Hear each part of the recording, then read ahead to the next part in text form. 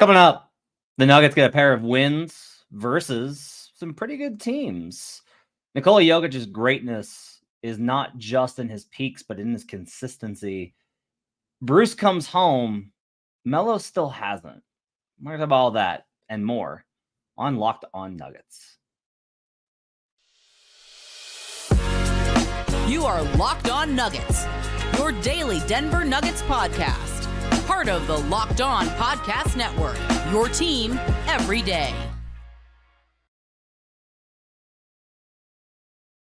Happy Monday to you. Welcome to Locked On Nuggets. Thanks for joining us and making us part of your day. Appreciate you guys being with us. I'm recording this late on a Sunday night. No world's finest for you on a Monday, I know, but Adam was not available tonight, so he'll be back with us on Tuesday. He's picking up Swipers on Tuesday, so you'll have Adam tomorrow and then Adam and me on Wednesday. Thanks for joining us, making us part of your day. Appreciate you guys being with us and being in every day or checking us out Monday through Friday. You can catch the show 5 days a week. Appreciate you guys being a part of the show and part of the community.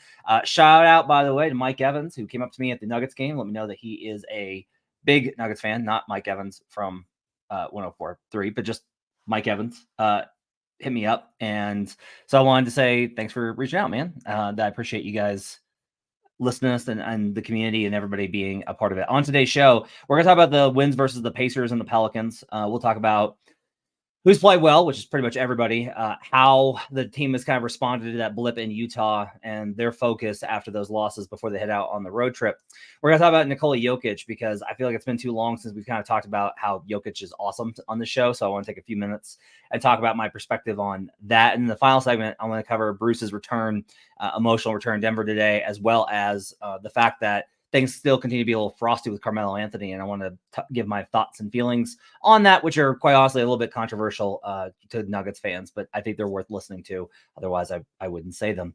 I want to let you know that today's show is brought to you by Jace Medical. Empower yourself when you purchase a Jase case, providing you with a personal supply of 5 antibiotics that treat 50+ infections. Get yours today at jasemedical.com and use code LOCKEDON to get $20 off your order. That's jasemedical.com.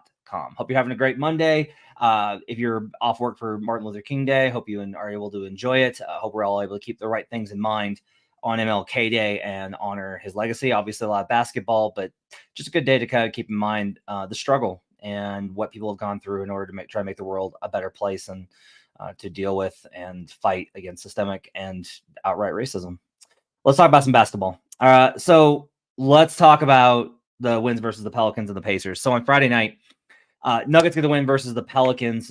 Really kind of the story was like they got out to a big lead and then the bench hit them with a run and they really never could get back into it. The Pelicans have been this season a really good team on the bench unit, and they just had a really rough night in that game. But the Nuggets, I think, are just, they were humming. And Michael Porter Jr. spoke about this after the game, that they really kind of wanted to correct the fact that like Friday's loss was, or the Jazz loss was embarrassing to them. And you could kind of tell that they were just in a place where the Nuggets wanted to kind of go ahead and not let that linger. They responded really well from that embarrassing loss to Utah, and like they just didn't have it that night and didn't really give a good performance. Utah has been catching all sorts of teams lately, and they caught the Nuggets.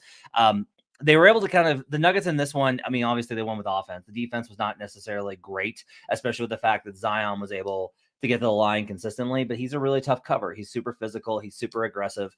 He talked about how he kind of got passive after the first couple shots. In the second half, he was just like a foul drawing machine. He was just getting to the line constantly. And like, I'm telling you right now, like, those were fouls. But Joker in that game, 27 points, 10 rebounds, 14 assists, got that last triple-double, last rebound for the triple-double late, 11 of 17 shooting. The efficiency is absolutely crazy. Jamal with 20 on 8 of 15. To go along with 9 assists. This has been a really good stretch of Jamal games. He was good in the Pacers game as well. MPJ goes for 20. Aaron only chipped in 15 points on 7 of 12, but he was good in that stretch. Played a little bit of small ball 5. It was just a really good win. They won the season series versus the Pelicans. That's big. That's just, it's another team you don't have to worry about tiebreaker with. Puts them another game back. And it was a good reminder of what the Nuggets can kind of be when they're at that level. So I thought it was a really impressive win as far as like, Friday night, this Pelicans team has been catching teams. They've been a really competitive group. And this, I will also say this is a team that has given the Nuggets trouble historically, whether it's just Jonas Valanciunas or Zion in particular. I don't think it's Jonas, but I think it's whether it's Zion or the shooting. Jose Alvarado's had big games. Herb Jones has had big games. Trey Murphy's had big games. And the Nuggets really came out in this one and had the right attitude. They put the pedal down. They really pushed the pace and were able to put this one away. Similarly, the game on Sunday versus the Indiana Pacers and Bruce's return without Tyrese Halliburton. This game was actually close, and the Pacers took the lead late or early in the third quarter. They got out and kind of bursted out to a run, but then the starters just kind of took control of this game and it was over. Jokic finishes with 25 points, 12 rebounds, 9 assists in this one, despite picking up 3 fouls early. Aaron Gordon had to play backup center, but he was great. 20 points for AG on 7 of 10, along with 10 boards, double-double for AG. Porter goes for 8 boards again, 5 assists and 25, including 7 of 11 from three-point range. Mike's got it going, and Jamal kicks in with 25 on 11 of 18. Like, the starters have just been killer these last 2 games. They've been absolutely phenomenal. That's what you want to see as they head into Tuesday's matchup with the Sixers. So that's a really good stretch for them as well. Bench played well. You know, DeAndre Jordan wound up as a -4, got ejected in this one, which was funny. But I thought the bench played just totally fine in this one. You know, if Christian was a -5, but if it's just a -5, they're going to survive that. Like, they're just going to win those games more often than not. THTR says, I'd love if MPJ could just get marginally better at dribbling. I think if he could get rebounds and push the ball up court in search of a mismatch or a pull-up three-pointer, that'd be deadly. I will say he's been running a little bit more with the ball. Like, he can dribble up court. He just can't necessarily drive in like half-court situations. That, to me, is like where the next kind of step of his game goes there. Zach Burridge says, Zach Lowe's podcast, he went through potential all-stars and Jamal's name was never even mentioned. Zach, he's missed too many games. His numbers aren't commiserate. And you really kind of look at it and it's just like, there's not room. Like, it's okay. Like, some year Jamal's going to put it together and he's going to have an all-star year. That's going to happen at some point, I think. But you can't really force these types of things. You can't be like, well, in the playoffs, no, that's not what all-star's about, right? Like, Steph, Luka, Shea, like, those guys are going to be in. Like, they're going to be in. So it's tough. I think it's difficult to justify that. I will say that in general, this was a really good response from the Nuggets in both games. The Pacers in particular were really challenging them, especially on offensive rebounds, and they had to go small. And that's an area that usually the Nuggets are very strong in. And the fact that Denver was just able to outpace them and they focused in and get this done. And really in both games, like, the starters have done an excellent job of playing high level basketball to hit them with a punch that puts them down. And then the Nuggets really don't have rotational weaknesses that get us to a point where they can't recover, they have to like climb back huge. And that's really promising. One thing that you're kind of noticing with the bench is that even when they have a bad stint, they don't have 2. And that's all you really need with how good the starters are, especially at home. I think this team continues to be an absolute wagon at home. And they're led by Nikola Jokic, who continues to be absolutely phenomenal, now leads the league in terms of being the favorite to win another MVP. We'll talk a little bit about Jokic, not from the MVP perspective. I want to just talk about his greatness and something I came to understand in the Pelicans game that I should have caught before, but I thought was really interesting. We'll talk about that up next here on Locked On Nuggets. Right now, I want to tell you about Jase Medical. Here we go. I know we come to sports to escape from some of the crazy realities of real life, but can we just talk for a minute about preparing for real life? According to the FDA, pharmacies are running out of antibiotics like amoxicillin right in the middle of the worst flu season in over a decade. That's scary. I can't imagine a more helpless feeling than if, my wife or one of my kids got sick while a supply chain issue kept them from the life-saving medication they needed. Thankfully, we'll be okay because of Jase Medical. The Jase case is a pack of 5 different antibiotics that treat a long list of bacterial illnesses, including UTIs, respiratory infections, sinusitis, skin infections, among others. This stuff could happen to any of us. Visit JaceMedical.com and complete your physician encounter. It'll be reviewed by a board-certified physician, and your medications will be dispensed by a licensed pharmacy at a fraction of the regular cost. It's never been more important to be prepared than today. Go to JaceMedical.com and use offer code LOCKEDON to get $20 off your first order. We'll be right back on Locked On Nuggets.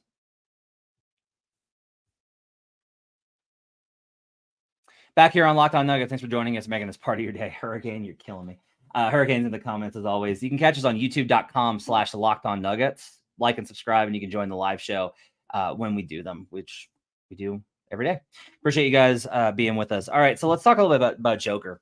So we're in the Pelicans game, right? And he comes out super aggressive, and I'm not necessarily surprised by that. He's playing Jonas Valanciunas, fellow, Eastern European big, right?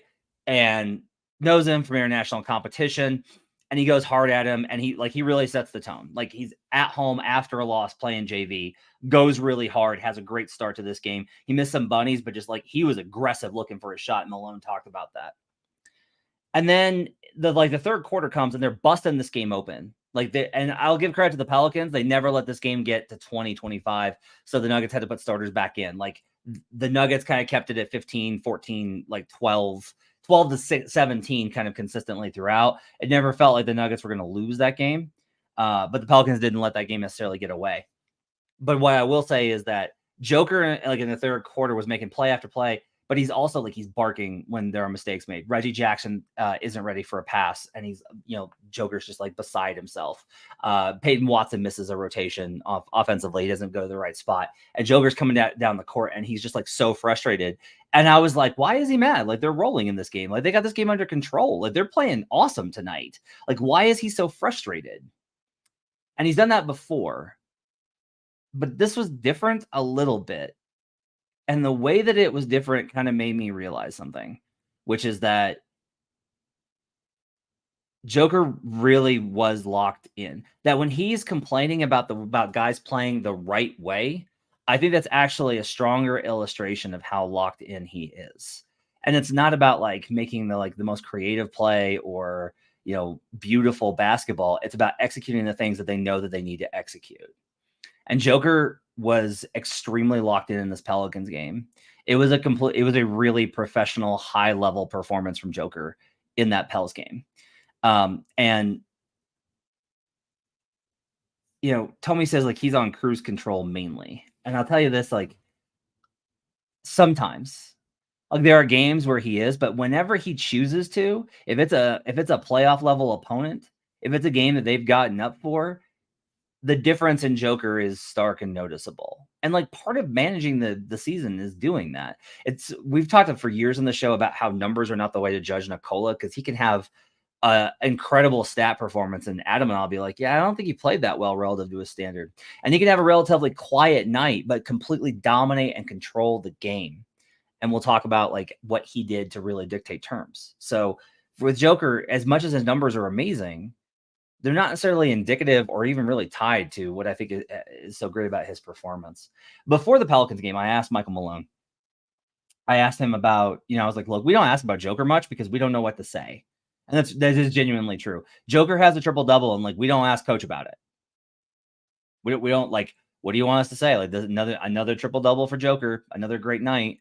And Malone's joke before getting off the podium being hey, another triple-double for Joker. Don't know if anybody wants to ask about it. Because we don't know what to say, because he's so awesome. We don't know what fresh material to kind of drive through it. And if you say we need to come up with more creative questions, I would tell you yeah, I would agree with you if it was 4 years ago, but we're going on year 6 of this, where he's this dominant of a player. But anyway, I asked Malone before Pels game, about how he's not just great night. He doesn't have peaks and valleys. I was like, what is it that you see from him in terms of his consistency? And Malone really kind of talked about it, which is look, you can have these nights where you're awesome and you're on top of the world. But then the next night, it's oh, good game. He's Joker is there every single night. He is there the same level. And he said this a lot about how he wishes there was a camera behind the curtains, which, by the way, he could influence that and have that happen if he wanted to. But that's also not something Joker wants. But to see the work effort the work ethic that Joker brings every day in everything that he does. And this evolution of Nikola, I think, is really amazing from the guy that he was early in his career, which like I do kind of think that in the beginning, Nikola was kind of like, hey, I'm just like glad to be here. Like, I just want to play basketball and make money. And, like very European values in terms of being a member of a team. It's why he's resisted all the conversations I've ever tried to have with him about being the best player so vehemently and hates that line of discussion. But there was also this evolution where when he started, it started with the weight training after games and it carried over into every kind of asset. And now his complete persona is so high level professional. Like he is just an elite basketball player. He's not just one of the most talent. Like lots of guys have talent, but Joker has refined the work that comes in to build consistency, where Nikola doesn't have almost, he has these nights where we're like, where was Joker at? Or wow, Joker missed a bunch of shots. That was weird. And that's stuff that happens in basketball. But when you look over the course of not just the season, but the last 4 seasons and what Joker puts in every single night, being the focal point of this team, being one of the players that leads the league in touches, having to work as hard as he does on the defensive end at the level, carrying as much of a burden. And it really is incredible that not only is Joker so amazing in making over the head, behind the back passes to Aaron Gordon for dunks, shooting incredible numbers, making incredible shots, having incredible stats, but that he does it every single night. That he is cared enough about his craft to be great every single night. And the only way to do that is to put the work in, both from the physical side in terms of conditioning and from the mental side in terms of being locked in. And I think that one of the reasons that we've kind of struggled with covering him is that I think there's been a toll of the emotional side of that, because that's really draining. But he still puts the work in no matter what. He puts his nose down and he drives himself to be great. And we saw that in the Pelicans game, that sometimes that means wanting to win every single possession, wanting to do everything the exact right way. There are often questions about Joker's mood, and I've kind of moved away from that, in part because I kind of accept his transformation of he's no longer like the happy-go-lucky kid on the court that he was when he first got here. And that's okay, because he's evolved into one of the toughest competitors that you're going to face on the court. You really do. You talk to players and they will marvel at how he performs in terms of competing against him, and how hard he works and how hard he hits you first and how hard he makes it on you. And that, I think, is really important to kind of respect and appreciate that Nikola's still not just still, he's in his prime, but that this has been 4 years of playing at such an extremely high level. This is 4 seasons of Nikola Jokic being an MVP candidate, not top 5, not like fringe, hey, he can seriously win this thing, that being favored at one point or another for 4 seasons. There are very few players, even great ones, even MVPs, that get to that level. And it's really important to kind of consider. On the other side, I want to talk about Bruce Brown's return and welcoming back somebody because of what they gave to a team, a city, a community, and why Carmelo Anthony still doesn't quite get it. We'll talk about that on the other side on Locked On Nuggets.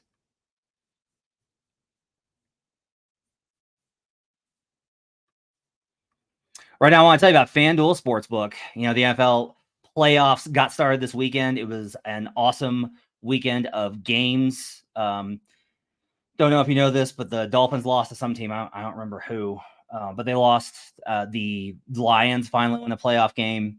You've got all of these kind of scenarios in play. The Cowboys lost, by the way, at FanDuel. You can get the San Francisco 49ers somewhere between 9.5 and 10. If a 9.5 pops, I jumped on the 9.5 as soon as I saw it. Teams, after putting up 40 points in a playoff game, are 4-12 ATS against the spread the next week. Teams that beat the Cowboys are 2-7 against the spread since 2000 in the following game. Right now at FanDuel Sportsbook, new customers get $150 in bonus bets guaranteed when you place a $5 bet. That's $150 in bonus bets, win or lose. The app is so easy to use. You got parlays. You got the new Explore tab. There's a parlay hub that's got popular parlays. Visit FanDuel.com/lockedon, where you can bet Nikola Jokic to win his third MVP at a minus number and make your first bet a layup. FanDuel, official partner of the NFL. We'll be right back on Locked On Nuggets.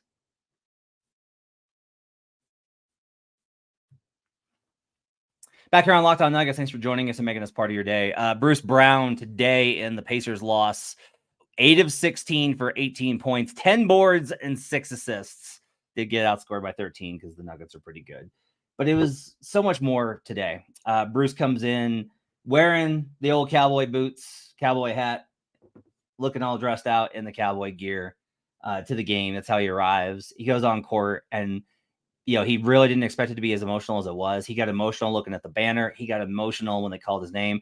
And the Nuggets were all there to greet him. And there was so much love in that building.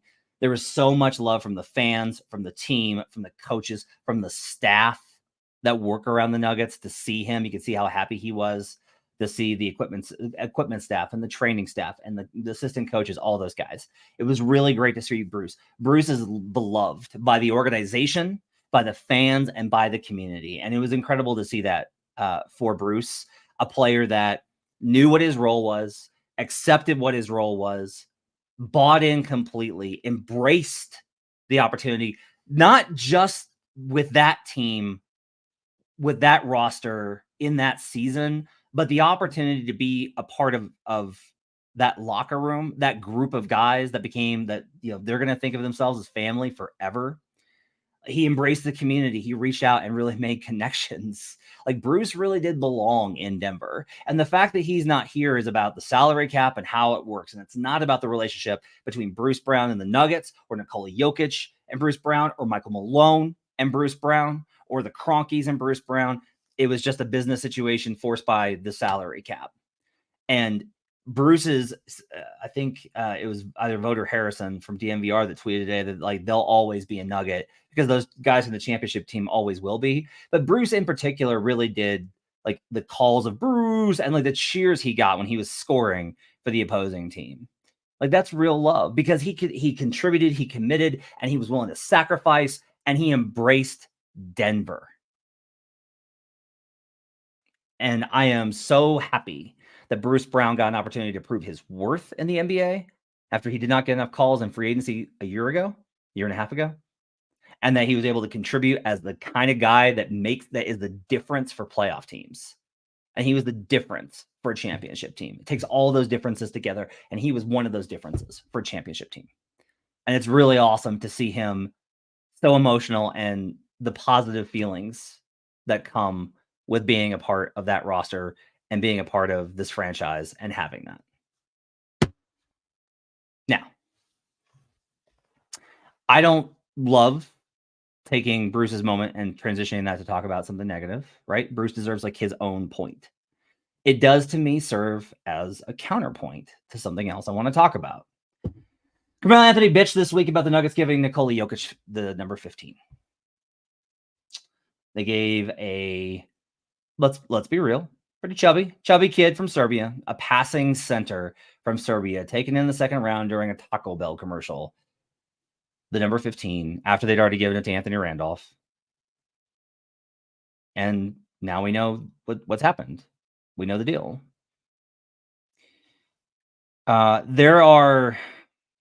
There's two versions of what happened with Melo. And what I will say is that there are other situations that I could mention that this is analogous to. One is in Oklahoma City, where there's what the player says happened, and the team doesn't say anything because the team doesn't gain anything by talking about it. They're just going to appreciate his contributions and keep moving, right? But one side continues to say to talk about something. And with Melo's case, it's they were going to rebuild. They were going to rebuild. There's never been any indication of that. The Cronkies have never confirmed it. Masai Ujiri's never confirmed it. Ben Hockman, who was covering the Nuggets for the Post at the time, never talked about that. They had an extension that they were making progress on in the summer, and then all of a sudden that turned around and went the other direction. And then it was wanting to go to New York. There was lots of reporting at the time about his family's interest in going to New York, and that's fine. He gets to make that decision. This is not about like whether or not to retire Melo's number. It's not about that. Okay. It's not about whether to honor Melo or not. Okay. Because like you can honor people for their contributions and their performance, regardless of the relationship. It doesn't always have to be like warm and fuzzy. It's better. But like Bruce Brown was loved because he embraced everything about Denver. He was here a year. And he's beloved. It's more complicated with Melo. And that's by Carmelo Anthony's choice. Melo made that choice, and he gets to make that choice. And I respect him for that choice. He made the decision that Denver wasn't good enough for him, and he wanted to go to New York, where he won one playoff series. One, singular, uno. And made a ton of money and was a very big star and made a bunch of all-star teams. And he's a Hall of Famer. He won multiple gold medals. He won an NCAA championship. He made the all-star team a bunch of times. No question, Hall of Famer. But there is something to the idea of if you want to be beloved, you have to recognize the other side. And Denver fans that just want to like have that opportunity to like honor Melo because of how much they loved him, I get it and I respect that position. But you should respect your fellow fans who feel like he turned his back on them and you, because he did. Maybe it was the best decision for him. Maybe he had every right in the world, I guess, to demand a trade under contract. I guess like at the end of it, it's like, well, he's going to leave, but that's not why. Like he was actually traded because he requested that trade. There are consequences to those decisions.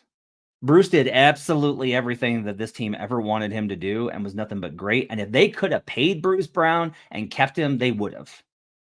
They physically could not. The Nuggets wanted to keep Carmelo Anthony. They didn't want to trade him. I know that. Melo made those choices. And there is a difference with those conditions. And when you do things like you poke holes, like, oh, they gave Jokic my number, and it's petty and antagonistic. And it's just like, no, man, they were still using the number because they hadn't retired it yet, because you were still playing basketball. Not well. You were still playing basketball. And they gave it to somebody who they never envisioned. Joker had worn that number for years. Years he'd worn that number. And at some point, there needs to be an understanding of Melo needs to want to make things right. Like his position has always been like, they need to embrace me. That's all I've heard from him. Not like, I miss Denver. I love my time here. I love the people there. I love that city. Nothing. Just, why don't they honor me because I scored a bunch of points and Chauncey dragged my ass to a conference finals? I don't mind if you want his number retired. I think it's totally fair to want his number retired. I think it's totally good to want the franchise to reach out to him and mend those fences. I think that's a good idea. I think it's good to want those things. I just do think that you need to understand this is a two-way street, and how sometimes players and sports and athletes embrace the communities and the opportunities and the people, and sometimes they don't. It's going to do it for Locked On Nuggets. I appreciate you guys being with us on a Monday. Sorry that Adam wasn't here for World's Finest. We'll be back together on Wednesday. Tomorrow I can check out Adam Mares. He'll preview the Sixers game, and then we will react on Wednesday morning to Embiid versus Jokic, because you can bet Joel's going to play in that game. Make sure to give us a like and subscribe. Make sure to give us a subscribe on the old youtube.com/LockedOnNuggets. Appreciate you guys being with us on a Monday. Have yourselves a great MLK Day. We'll see you guys again next time here on Locked On Nuggets.